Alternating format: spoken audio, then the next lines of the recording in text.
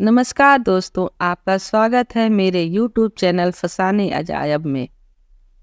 आज हम सुनेंगे शिवानी द्वारा रचित उपन्यास कृष्णकली भाग 8। मेरी यानी डॉक्टर वंदना की आवाज़। जिस कमरे में कली रहती थी उसकी कांच लगी अलमारी में अभी भी सुबीर की शादी के बर्तन सजे थे। वैसे ही साधारण पीतल, कांसे और मुरादाबादी कलई के थाली, परात, लोटे, पीकदान जैसे हर मध्यम वर्गीय पहाड़ी कन्या को दहेज में मिला करते हैं। एक कोने में एक जोड़ी पीले रंग में रंगी खड़ाऊ रखी थी। हल्दी से रंगे पीले पटले पर बने दो लाल रंग के बेडौल तोते लाल चोचों से नींबू लटकाए जरा भी धुंधले नहीं पड़े थे। जिस नक्काशीदार आईना लगे पलंग पर कली सोती थी वह भी सुबीर की शादी का पलंग था। उस जहाज से पलंग पर कली की सी 20 कलियां एक साथ लोट पोट सकती थी। धीरे धीरे कली ने कमरे की काया पलट कर दी। दहेज के बर्तन वाली अलमारी को उसने आकर्षक लेंस के पर्दे से ढक दिया। एक कोने में उसने बक्से सूटकेस को ही ढाप ढोप कर छोटा सा दीवान भी बना लिया था। सूने कमरे की बदली सज्जा को देखकर अम्मा प्रसन्न हो गई थी। वैसे दीवान पर टंगे दो मनोज चित्रों को हटाकर वह कमरे को कुछ अंश में और भी संवार सकती थी, पर वह मन ही मन समझती थी कि मृत युवा पुत्र के कमरे में लगे उस चित्र को कली की आंखें बचाकर अम्मा नित्य ममता से निहार जाती। उतनी बड़ी कोठी में कम से कम 12 कमरे थे, फिर भी अम्मा ने उस कमरे में क्यों रखा होगा? शायद कमरे की रिक्तता से स्वयं मुक्ति पाना चाहती होंगी। उठते बैठते सोते जागते पतली मूछों के बीच अपने बंकिम स्मिथ के प्रेत से निर्जीव चित्र कली को बुरी तरह सहमा देता। कभी कभी तो वह मेज पोस उठाकर उसे ढाप देती।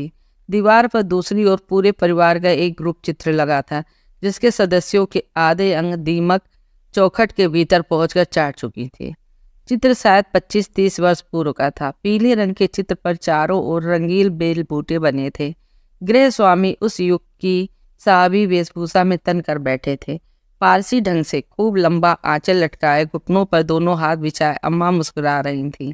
आसपास घुटनों तक की स्कर्ट और बीच में जापानी गुड़िया सी दोनों पुत्रियां और सेलर सूट में जुड़वा से लगते दोनों भाई एक दूसरे का हाथ पकड़े सहमे से खड़े थे। दोनों चित्रों को हटा देने पर कमरा निश्चय ही बहुत कुछ उजला बन सकता था, पर कली ने जानबूझकर ही दोनों को वहीं रहने दिया। एक तो वह घर पर रहती भी बहुत कम थी, इधर कई विदेशी अतिथियों को लेकर उसे लंबे दौरे पर जाना पड़ा था। आगरा, दिल्ली, नागार्जुन, भाखड़ा आदि घुमा फिराकर पूरे महीने भर बाद लौटी थी। आते ही उसने देखा गोल कमरे के द्वार पर आकर्षक पर्दे झूल रहे हैं। न जाने कहाँ से कतार की कतार गमलों की आकर बिछी है। एक 10-12 वर्ष की गोल गोल सी गोरी लड़की लोहे के फाटक में दोनों पैर रख कर झूला झूल रही थी। कली की गाड़ी देखते ही कूदकर भीतर भाग गई। ऑफिस की लंबी गाड़ी कली का सूटकेस उतारकर चली गई। उसकी अनुपस्थिति में शायद अम्मा की बड़ी पुत्री का परिवार आ गया होगा। साल में एक बार जाड़ों की छुट्टियों में अम्मा की दोनों पुत्रियां पहाड़ से आती थीं। झूला झूलने वाली लड़की शायद अम्मा को कली के आने की सूचना दे आई थी। कली ने पहले सोचा स्वयं ही जाकर अपने आने की सूचना अम्मा को दे आए। उसे अभी फिर दोपहर की गाड़ी से लखनऊ जाना था। चिकन की साड़ियों की किसी नुमाइश में मॉडल बनने के अनुबंध पर उसने तब बिना सोचे समझे ही दस्तखत कर दिए थे। तब क्या पता था कि इस महीने के भीतर उसकी हड्डी हड्डी दुखने लगेगी। अरे तू आ गई, एक तारीख कर देती तो महावीर स्टेशन चला जाता। गाड़ी तो गैरेज में ही दिन रात पड़ी रहती है, कहते हुए अम्मा आकर मोड़े पर बैठ गईं। नहीं अम्मा, ऑफिस की स्टाफ कार आ गई थी। मुझे अभी फिर 3 दिन के लिए बाहर जाना है। 1 महीने निरंतर घूमते फिरने से कली का मुंह उतर गया था। हद है ये नौकरी, अम्मा असंतुष्ट स्वर में कहने लगी। ये भी क्या कि लड़की को घुमा घुमा कर मार ही डालो। जया माया दोनों आ गई हैं। माया तो आज अपनी सहेली से मिलने चली गई।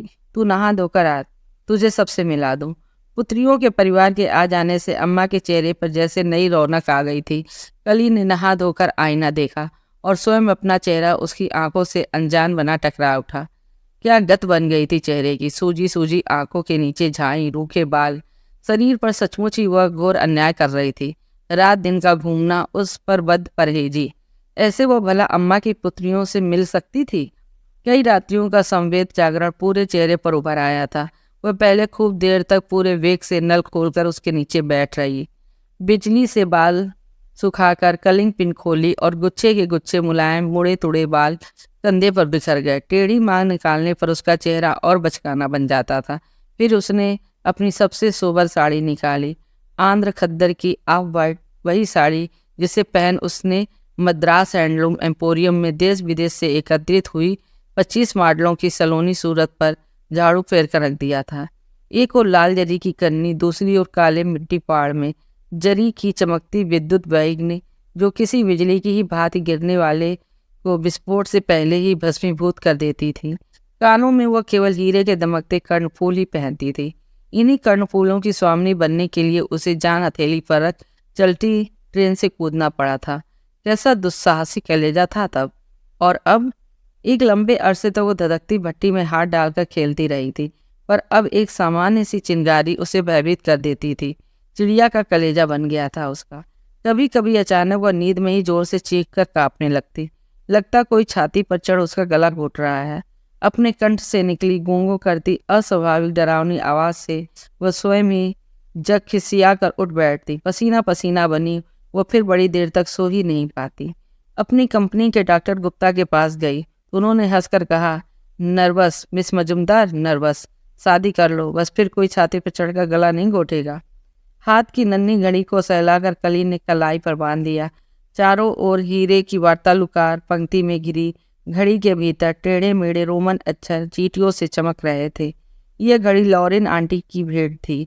एक बार एक साथ 300 घड़ियां स्मगल करने का कठिन भार लॉरेन ने कली को सौंपा था, और वही भार सफलतापूर्वक वहन करने के पुरस्कार स्वरूप उसे यह अनूठी घड़ी प्राप्त हुई थी। गोदी में था भाड़े का एक गोल मटोल शिशु, और उसी शिशु के नैपकिन में रुई के भीतर ठूसी थी विदेशी घड़ियां। ऐसा ट्रेंड शिशु कली ने अपने जीवन में पहली बार देखा था। बम्बई से कलकत्ता तक की यात्रा, और मजाल जो पट्टा एक बार भी रो दे। देखने में ऐसा गुलथुना जैसे मोम का डला हो। उसी डिब्बे में लड़कियों की एक हॉकी टीम मुंबई से कलकत्ता जा रही थी। लंबे लंबे मर्दाने चेहरे वाली सब लड़कियां वैसी ही रूखी सूखी जैसी प्रायः हॉकी खेलने वाली लड़कियां हुआ करती हैं। उन अश्वमुखियों का दल अपने कोच और मोटी मैनेजर सहित कली की गोद के शिशु के पीछे जैसे दीवाना हो गया था। यह बच्चा आपका है? सच, कौन विश्वास करेगा, उनके लंबे कोच ने कहा था। क्यों?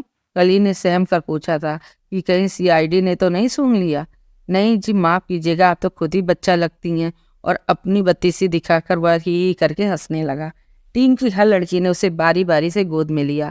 हॉकी स्टिक सी ही बन गई कड़ी ठूठ सी बाहों में उछाला, गुदगुदाया, चूमा चाटा, पर 120 विदेशी घड़ियों का लंगोट बांधे हुआ नन्हा पहलवान कैलेंडर के बच्चों वाली हंसी से सबका मन मोहता रहा। लॉरेन आंटी का यह अंतिम काम किया था कली ने। उसी रात को आंटी ने उसकी कलाई चूमकर उसे घड़ी पहना दी थी। सोने में मुड़कर रखने लायक है ये दक्ष कलाइयाँ, और यह चेहरा, यही तुम्हारा सबसे बड़ा अस्त्र है कली। क्यों आंटी? अनजान मरकर कली ने पूछा था। क्यों? इसलिए मेरी बच्ची कि किसी का खून भी कर दोगी तभी अदालत तुम्हें छोड़ देगी। ऐसा निर्दोष चेहरा, ऐसी निष्पाप आंखें, और देसी उस्तरे की धार सी तेज उंगलियां। कली ने गर्व से दर्पण को चुनौती दी। हाथ में बटुआ और कंधे पर एयर बैग लेकर वो अम्मा के परिवार से मिलने चल दी। लो आ गई कली, अभी अभी तेरी ही बातें हो रही थी। बड़ी लंबी उम्र है तेरी। यह है मेरे बड़े दामाद दामोदर, और यह है छोटे नवीन। यह जया है। माया तो पता नहीं कब लौटेगी। बड़ी नम्रता से झुककर कली ने भरतनाट्यम की नर्तकी सी मुद्रा में नमस्कार किया और अम्मा के पास कुर्सी खींचकर बैठ गई। मैं अभी अभी इनसे कह रही थी कि इन 3 महीनों में कली मुश्किल से 1.5 महीना मेरे पास रही होगी। फिर भी मुझे ऐसे लगता है जैसे बरसों से मेरे साथ रही हो। अम्मा पान का बीड़ा मुंह में गुलगुलाती बड़े अपनत्व से कली की पीठ थपथपाती कहने लगी, और इस भगोड़ी का यह हाल है कि जब देखो तब हवाई बैग कंधे पर लटकाए चिड़ैया सी उड़ने को तैयार। लगता है आज फिर उड़ने जा रही हो। क्यों बेटी? नहीं अम्मा, कली हंसी।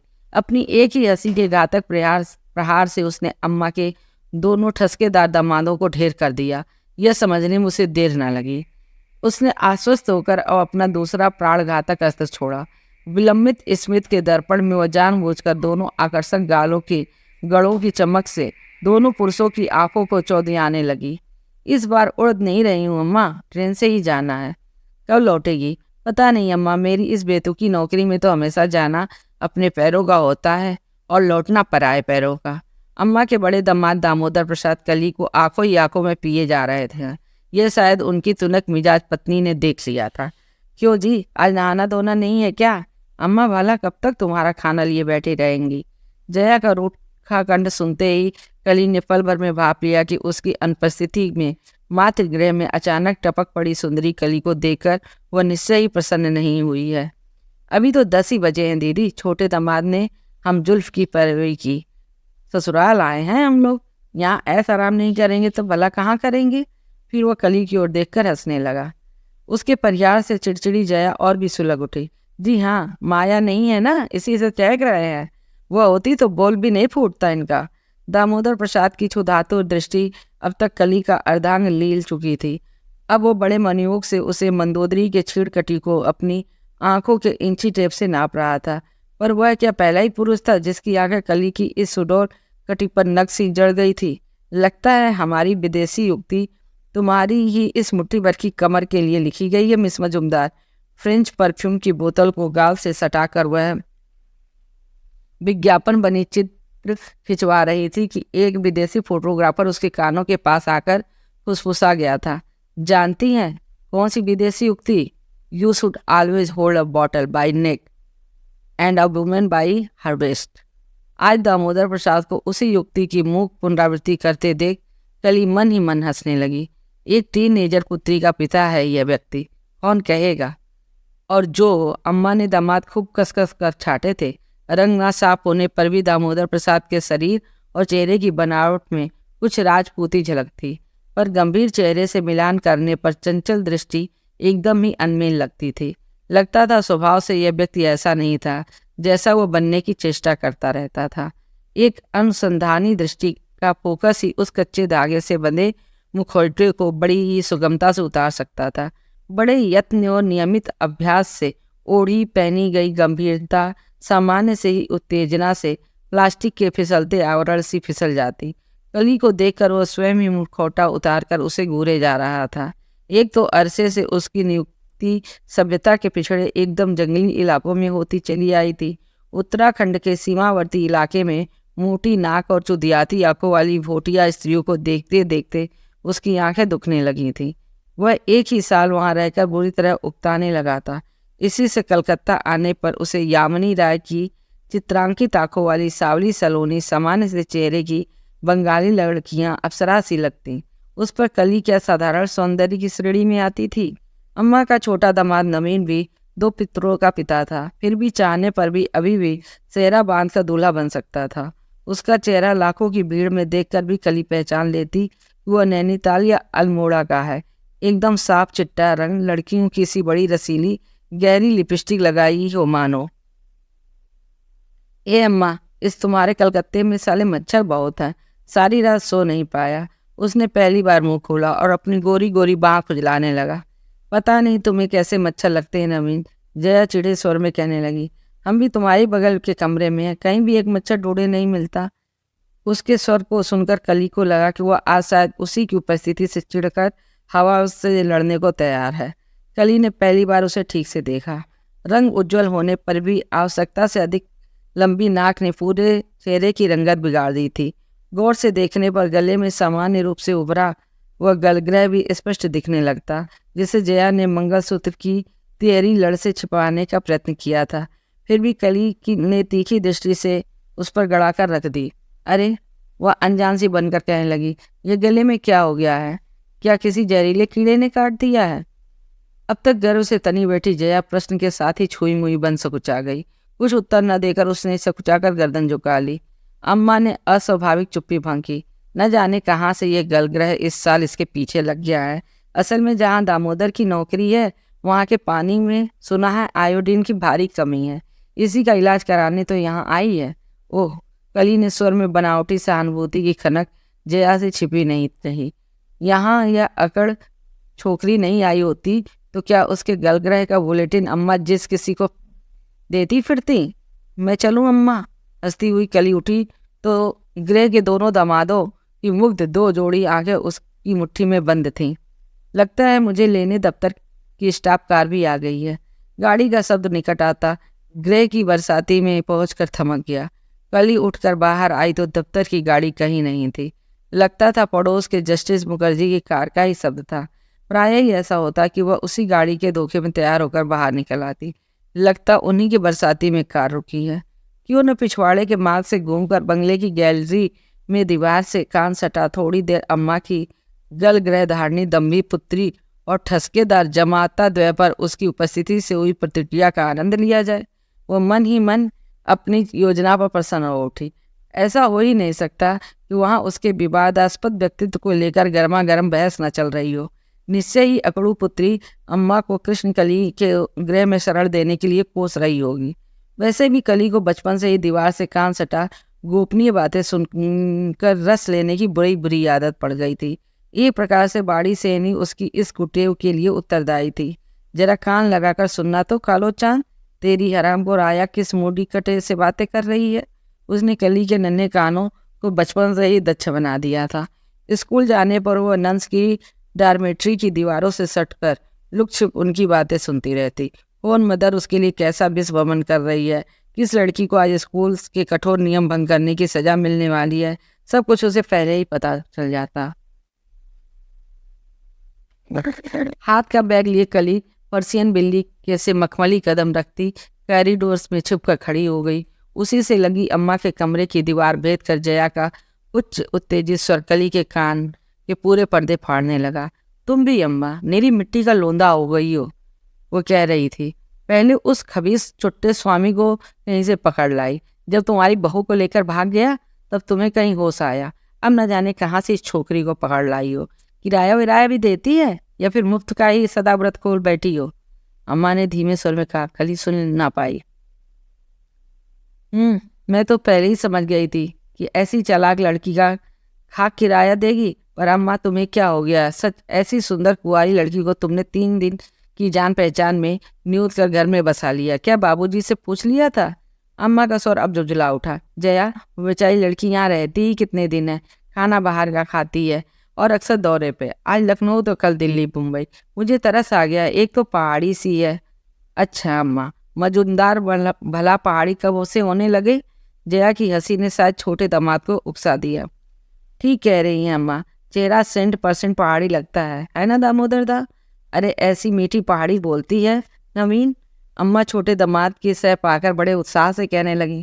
कह रही थी उनके पड़ोस में कोई जोशी की 3 लड़कियां थीं, उन्हीं से सीखी है। अब हम तुम पहाड़ियों से तो बंगाली ही भली, हमें तो पहाड़ी एकदम ही नहीं आती। बेला सेन को तो तुम जानती हो जया, अपने सगे भाई को भी पेइंग गेस्ट बनाकर रखती थी। वो भला कली को छोड़ती? एक छोटे से कमरे के 120 दे रही थी, उस पर दिन रात की टिक टिक। इसने तो मुझे कुछ भी नहीं बतलाया। वह तो उसी की मैरी उन दिनों हमारे घर भी बर्तन मलती थी। उसी ने कहा तो मैं इसे जबरदस्ती यहाँ ले आई। और फिर बेटी, तुम और माया अभी 4 दिन रहकर ससुराल चली जाओगी। कली यहाँ रहेगी तो मेरा भी घड़ी 2 घड़ी जी बहल जाया करेगा।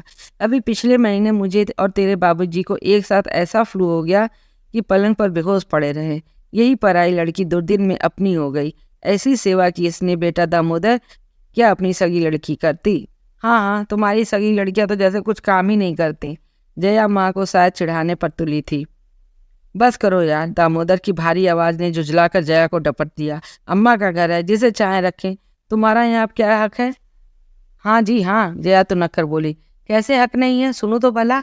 नए कानूनों ने हिंदू घर की पुत्री को भी पितृगृह में समान अधिकार दिए हैं। फिर देख लेना, बड़े दा काबुल से आते ही इसे लाठी लेकर खदेड़ आएंगे। कली चुपचाप बाहर निकल गई। स्पष्ट था कि अब घर में उसका निर्वाह नहीं हो सकेगा। YWCA की वार्डन लिंडा एंडरसन को वह रमैनी से जानती थी। अपने उसी रमैनी स्कूल के परिचय सूत्र को पकड़कर उससे पहले भी 2-3 बार मिलाई थी। वहाँ एक कमरा मिलने में उसे परिश्रम नहीं करना पड़ेगा, वह जानती थी। पर चतुर लिंडा शायद मशीनरियों की मुँह लगी एजेंट भी थी। जब भी कली उससे मिलने जाती वह अपनी कौशल से तैयार किया मुट्ठी भर चुग्गा बिखेर देती। जया की कटुक्ति सुन वह सीधे लिंडा के पास चली गई। बहुत पहले तुमसे मैंने एक कमरे के लिए कहा था लिंडा, क्या अब भी मुझे वो कमरा दे सकोगी? कुछ खिसियाकर ही कली ने पूछा। पहली बार बड़ी उदारता से दिए गए कमरे को स्वयं ही ठुकरा दिया था। दे क्यों नहीं सकती डार्लिंग, उसने हंसकर कहा। पर मेरी बात पर विचार क्यों नहीं करती? क्रिश्चियन बन जाओ और साथ साथ तुम्हें और भी कई सुविधाएं उपलब्ध हो जाएंगी। हर साल हमारा मिशन कई प्रतिभाशाली छात्राओं को इंटरनेशनल लिविंग स्कीम में बाहर भेजता है। तुम में जन्मजात प्रतिभा है, चाहो तो फ्रांस के अच्छे फैशन स्कूल में शिक्षा पा सकती हो, रहना खाना पीना सब किसी विदेशी परिवार के साथ, और भाग्य अच्छा रहा तो you can always hook someone. ठीक ही कह रही थी लिंडा। न उसे पिता का पता था न माँ के कुल गोत्र का। क्या कोई भी निष्ठावान हिंदू परिवार उसे कभी अपनी बहू बनाने को तैयार होगा? माता पिता दोनों कुष्ठ रोगी, परी चकले में, और बेस्या का स्तनपान किया। वाह क्या बढ़िया क्रीडेशियल्स थे। कली को भी कभी कभी हंसी आती और कभी चित्त में उमड़ते तीव्र विद्रोह की तरंगें उसे उद्वेलित कर देती। जिस परिवार में 3 ही महीने रहकर वह अपने को बहुत अंशों में उसकी मर्यादा के अनुकूल बना चुकी थी, उसी का ज्येष्ठ पुत्र अब उसे लाठी लेकर खदेड़ने चले आ रहा था। वह गृह क्या अब उसके लिए निरापद स्थान रह गया था? संसार का कोई भी पुरुष उसे लाठी लेकर नहीं खदेड़ सकता, इतना वह जानती थी। अम्मा के दोनों दामादों को जब उसने अपनी सामान्य सी सज्जा से ही चारों खाने चित कर दिया, तो वह काबुली वाला आखिर किस खेत की मूली था? वह वैसे अम्मा से उनके पुत्र के विषय में बहुत कुछ सुन चुकी थी। वही पुत्र वह अम्मा का दुखता घाव था, रूप में और स्वभाव में, दोनों में अपने अन्य भाई बहनों से भिन्न। खाटो बंगाली छेले जन्मे छे तोमार माँ, उसकी पृथ्वी पर आते ही बंगाली दाई ने कहा था। सचमुच ही निखालिस बंगाली लड़का ही जन्मा था, और वैसा ही चपटा सिर, घने काले बाल और एक सांवला रंग कि बचपन में तो एकदम कहार लागे था लल्ला, अम्मा कहती।